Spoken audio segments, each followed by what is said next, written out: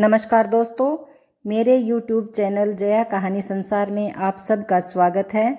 दोस्तों, आज जो कहानी मैं आपको सुनाने जा रही हूँ वह एक सतयुगी कथा है और यह भाई और बहन की कहानी है।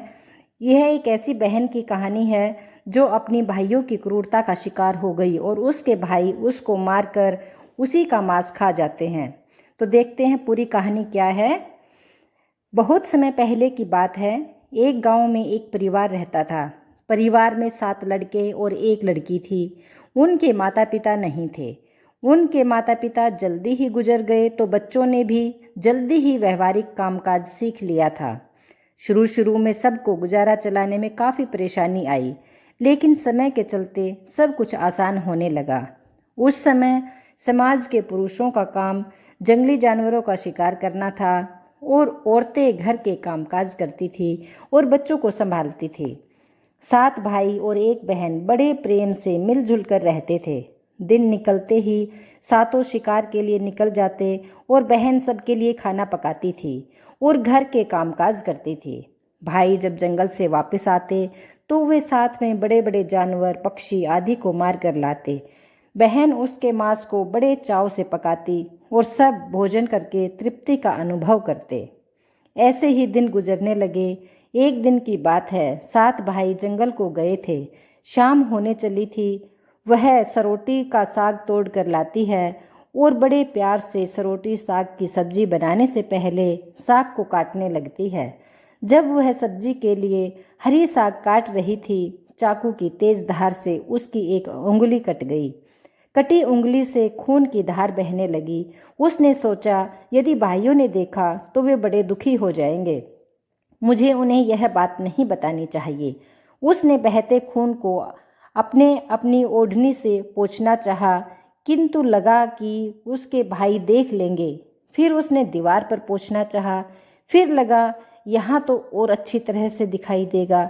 वह बेचैन होकर इधर उधर घूमने लगी। कोई ऐसी जगह नहीं मिली जहाँ उसका बहता खून भाइयों की दृष्टि से बच सके।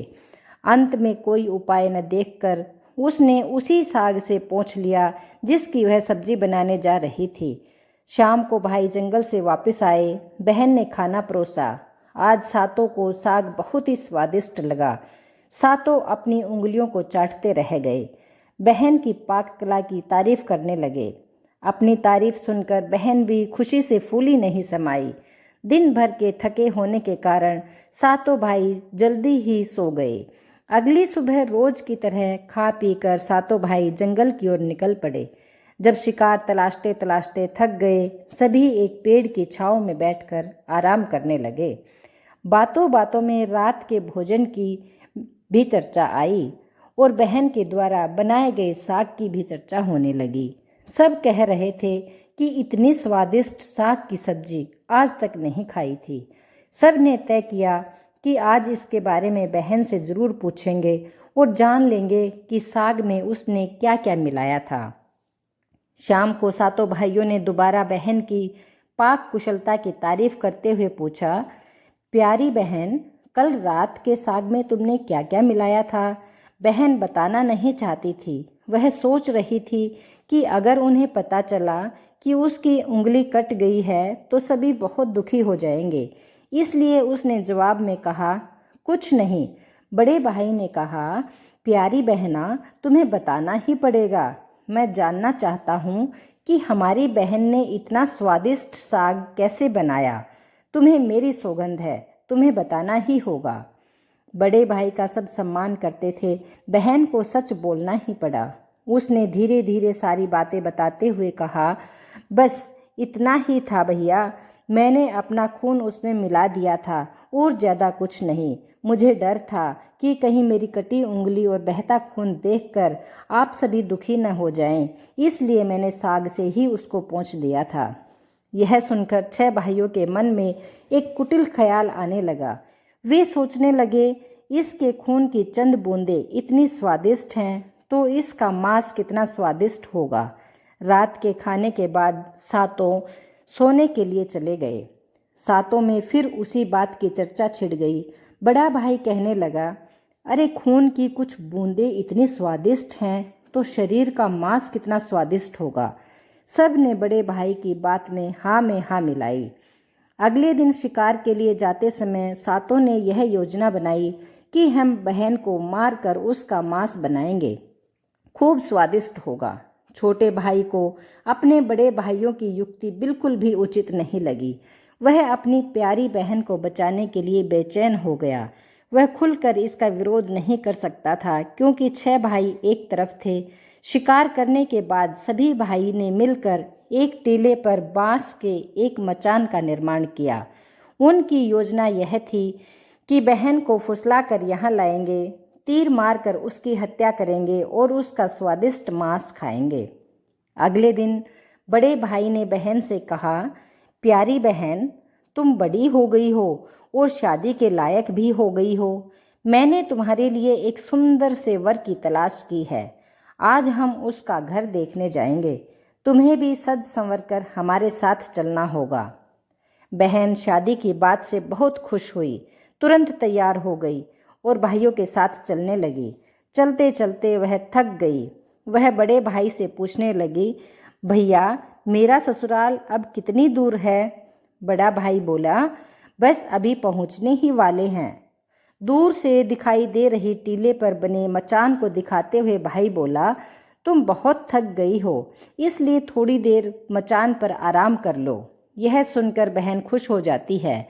मचान पर पहुंचते ही बड़े भाई ने अन्य भाइयों को बहन को मचान पर खड़ी करके रस्सी से बांध के खंबे के सहारे बांधने का आदेश दे दिया। सभी मिलकर फुर्ती से बहन को बांधने लगे। बहन असहाय थी। अपने सभी भाइयों को हत्यारे के रूप में देखकर बहन का हृदय हाहाकार करने लगा। वह ईश्वर को याद करते हुए कहने लगी, हे ईश्वर, अब तुम ही मेरा सहारा हो। मेरे सातों भाई मेरी हत्या करना चाहते हैं। इनमें से एक भी ऐसा नहीं है जिसके दिल में मेरे लिए दया और प्रेम है। अपनी बहन की बातों से 7वें छोटे भाई द्रवीभूत हो गए और बहन की पुकार पर वह तड़प कर रह गया, पर 6 भाइयों का प्रतिवाद करने का साहस नहीं जुटा पाया। बहन को निर्ममता से बांधने के बाद बड़े भाई ने सबको बारी बारी से उस पर बाण से प्रहार करने का आदेश दिया।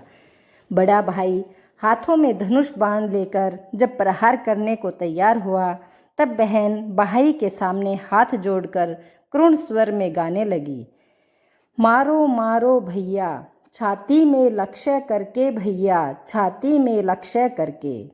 तुम्हारा तीर तुम्हारा धनुष जंगल को जाएगा भैया। मारो मारो भैया, छाती में लक्ष्य करके, छाती में लक्ष्य करके भैया, छाती में लक्ष्य करके। भाई ने कठोरता दिखाते हुए तीर चलाया, पर उसका निशाना विफल हो गया। इसके बाद दूसरा भाई तीर मारने को तैयार हुआ। बहन ने उसके आगे भी हाथ जोड़कर वही करुण गीत दोहराया। उसका भी निशाना चूक गया। इसी तरह सभी भाइयों ने बारी बारी बहन की छाती को लक्ष्य करके तीर मारने की कोशिश की। बहन हर बार यही गीत दोहराती रही। 6 भाई लक्ष्य भेद करने में असफल रहे। अब 7वें की बारी थी। 6 भाई उसे कहने लगे, पूरी ताकत से तीर चलाना, बहन को एक ही बार में ढेर करना। यदि तुम्हारा निशाना चूक गया तो तुम जिंदा नहीं बचोगे। हम सब मिलकर तुम्हें भी मार देंगे। बहन ने छोटे भाई की जान को खतरे में पड़ते देखा।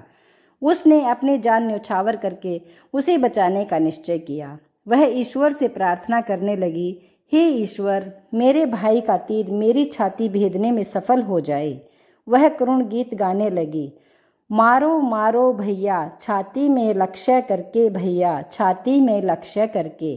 तेरा तीर मेरी छाती भेद जाए। मारो मारो भैया, छाती में लक्ष्य करके भैया, छाती में लक्ष्य करके। छोटे भाई ने तीर चलाया। उसका तीर बहन की छाती में जा लगा। वह दर्द से तड़प उठी। कुछ देर छटपटाने के बाद उसके प्राण पखेरु उड़ गए। अपनी कुटिल योजना सफल होने पर 6 भाइयों की बाछें खिल गई। सातों ने मिलकर मृत बहन का शरीर मचान से नीचे उतारा। 6 भाइयों ने मिलकर बहन के शरीर की बोटी बोटी काट डाली।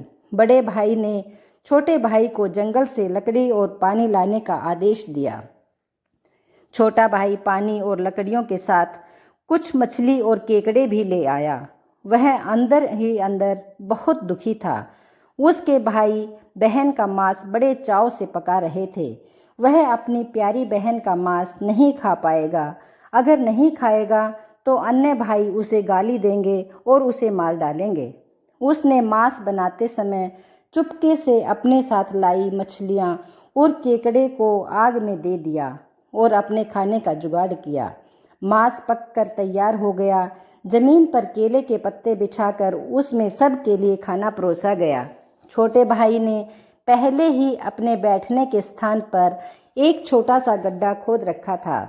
उसने अपनी पत्तल में परोसे गए बहन के मांस को चुपके से गड्ढे में डाल दिया और वह मछली को खाने लगा। अन्य भाई बहन की हड्डियां चबाने लगे, तब वह केकड़े को चबाने लगा। जब सबने बहन के शरीर के स्वादिष्ट मांस से अपना पेट भर लिया तो बड़े ने छोटे भाई को झूठा साफ करने को कहा। उसने बहन की बची खुची हड्डियां और शरीर के अन्य भाग जैसे सिर, नाखून, पंजे आदि सभी को इकट्ठा करके उसी गड्ढे में डाल दिया और मिट्टी से ढक दिया। कुछ समय बाद उस स्थान पर बांस का एक पौधा उगाया। धीरे धीरे वहाँ बांसों का झुरमुट बन गया। इस घटना के बाद एक भीख मांगने वाला जोगी उसी बासोंदा के पास से गुजर रहा था और वह सुंदर सुंदर बांस के बुदा को देखकर सोचता है कि अगर इतने सुंदर बांस से केंद्रा, जो कि एक वाद्य यंत्र होता है, उसे बनाया जाए तो कितना सुरीला उसमें से धुन निकलेगी। उसी क्षण बांस से आवाज आती है, ना काट रे जोगी, ई तो लागे भैया रोपल बांस। जोगी फिर भी बांस को काटता है। जोगी इसी उद्देश्य से एक मोटा बांस का टुकड़ा काट कर ले जाता है कि इस बांस की आवाज़ इतनी सुंदर है, यदि केंद्रा बनाएंगे तो कितना मधुर स्वर उसमें से आएगा। और जोगी इस बांस से एक सुंदर सा केंद्रा का निर्माण करता है। इस केंद्रा से इतनी मधुर ध्वनि निकलती है कि जोगी जहाँ जहाँ भी इसे बजाता, इसकी ध्वनि से लोग मंत्रमुग्ध हो जाते। वे उसे बजा बजा कर दिन भर लोगों के घर जा जाकर भिक्षा मांगते और बदले में खूब सारा उपदेश देते। एक दिन जोगी भिक्षा के लिए बड़े भाई के द्वार पर गए। तब तक 6 भाइयों का विवाह हो चुका था, केवल 7वां ही कुंवारा था। ज्यों ही जोगी ने बड़े भाई के आंगन में कदम रखा, त्यों ही जोगी का केंद्रा स्वयं ही बोल उठा, नहीं बजा रे केंद्रा, यही है दुश्मन सबसे बड़ा। बड़े भाई के घर नहीं बजो रे केंद्रा, दया प्रेम सब छोड़कर रिश्ते में यही दाग लगाया। नहीं बजो रे केंद्रा, यही है दुश्मन सबसे बड़ा। बड़े भाई के घर नहीं बजो रे केंद्रा। जोगी के बाजे से बार बार निकल रही इस रुदन से बड़े भाई के पसीने छूटने लगे। उसने पत्नी से जोगी को तुरंत भिक्षा देकर विदा करने को कहा। इसी तरह जोगी बारी बारी से 6 भाइयों के द्वार पर उपस्थित हुए। उनके आंगन पर कदम रखते ही केंद्रा से स्वयं ही यही गीत बजने लगता। उन्होंने भी अपनी पत्नियों को तुरंत ही कुछ भिक्षा देकर उस जोगी को वहां से विदा करने के लिए कहा। उनके मन में यह डर समा गया कि यदि इसी तरह से जोगी का केंद्रा बजता रहा तो उनकी यह पोल खुल जाएगी कि वे अपनी बहन के हत्यारे हैं। अंत में जोगी 7वें भाई के घर पहुँचे, जो अभी तक कुंवारा था। वह अकेले रहता था। जब जोगी उसके द्वार पर उपस्थित हुए तो केंद्रा बोल उठा, बजो रे बजो केंद्रा, मेरे सबसे छोटे भाई के घर। मन की बात मन में छुपाकर युग युग से रखा है अंतर में। बजो रे बजो केंद्रा, यही है मेरे सबसे प्यारे भाई का घर। जोगी के केंद्रा से प्यारा और दिलचस्प गीत सुनकर छोटे भाई ने उन्हें सम्मान के साथ अपने घर में बैठने के लिए आसन दिया। तांबुल, पान और जलपान से उनका सत्कार किया। इसके बाद केंद्रा के विषय में चर्चा हुई। जोगी ने केंद्रा की जन्म की कहानी सविस्तार सुनाई। छोटे भाई ने उस केंद्रा को उसे देने की प्रार्थना की तो जोगी ने उसे छोटे भाई को सौंप दिया। जोगी के चले जाने के बाद छोटे भाई ने केंद्रा को अपने बिस्तर के सिरहाने की तरफ एक साफ सुथरे स्थान पर धूप दीप जलाकर सम्मान के साथ रखा। कुछ दिनों के बाद छोटे भाई के घर में कुछ परिवर्तन दिखाई देने लगे। जब भी वह काम से लौटकर घर वापस आता, सारा घर साफ सुथरा पाता। जब रोज रोज यही बात दोहराने लगी तो छोटे भाई ने अपनी भाभीियों के घर जाकर पूछा, मेरी गैर हाजिरी में आप लोग मेरा घर साफ करते हैं क्या? सभी ने जवाब दिया, हमें अपने घर के काम काज से फुर्सत नहीं है, तुम्हारा घर कैसे साफ करती? छोटे भाई ने निश्चय किया कि आज वह छुप कर देखेगा कि उसका घर कौन साफ करता है। वह घर के कोने में छुप गया। घर सुनसान होते ही स्थापित केंद्रा से उसकी बहन की शक्ल की एक लड़की निकली। घर का सारा काम किया और फिर उस केंद्रा में समा गई। छोटे भाई ने यह बात अपनी बड़ी भाभी को बताई। बड़ी भाभी ने उसे समझाया, जो ही लड़की केंद्रा से बाहर निकलेगी तुम केंद्रा को आग के हवाले कर देना, फिर उस पर तुलसी जल छिड़क देना, फिर देखना क्या होता है। छोटे भाई ने बड़ी भाभी के कहे मुताबिक काम किया। उसने लड़की के निकलते ही केंद्रा को आग में डाल दिया और लड़की पर पवित्र तुलसी जल का छिड़काव किया। तुलसी जल के स्पर्श से वह मानव रूप में आ गई। भाई ने देखा, यह तो उसकी प्यारी बहन है। उसने अपनी तो ये थी दोस्तों आज की कहानी। इस कहानी से हमें यही शिक्षा मिलती है कि निस्वार्थ प्रेम ही रिश्तों को हमेशा बनाए रखता है और जो रिश्तों को कलंकित करते हैं वो कभी भी छुप नहीं सकते हैं। दोस्तों, अगर कहानी पसंद आई हो तो इसे लाइक और शेयर ज़रूर करें और चैनल को सब्सक्राइब करना ना भूलें। धन्यवाद।